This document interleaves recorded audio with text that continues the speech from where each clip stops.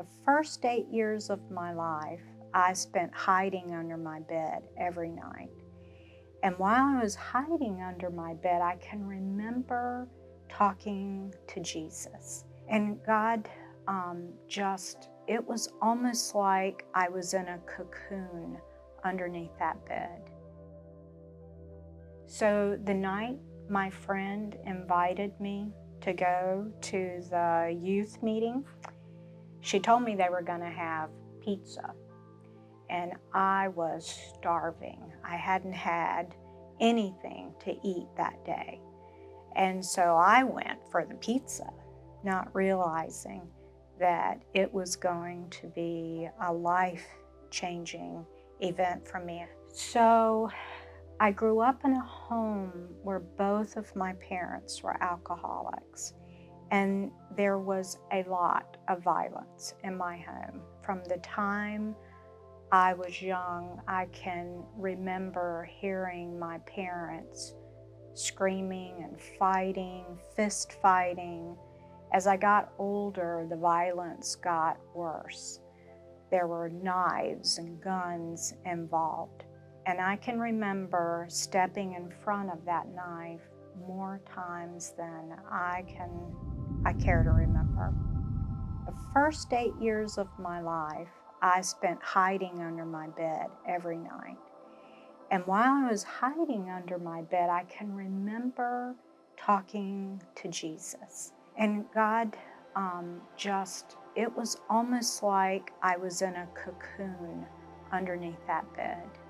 When I was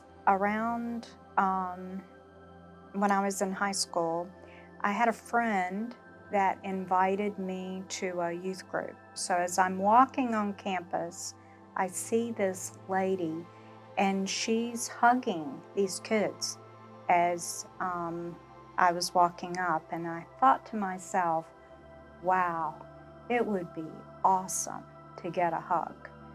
And so I walked up and they introduced me, and I got this great big bear hug. Later, I would come to understand that Madeline was Jesus's arms that day. She invited me to a church camp, and through a series of testimonials and sermons, I realized that I needed Jesus in my life.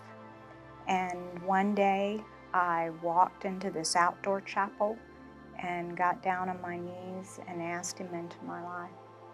Without that hug that Madeline gave me that day,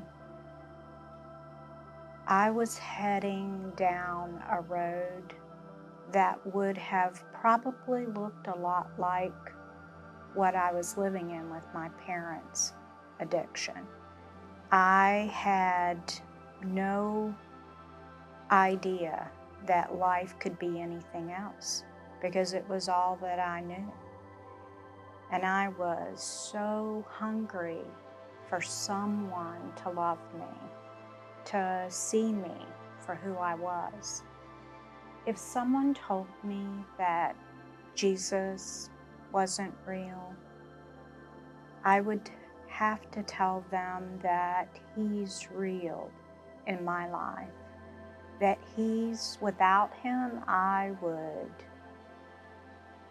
not be able to survive day to day.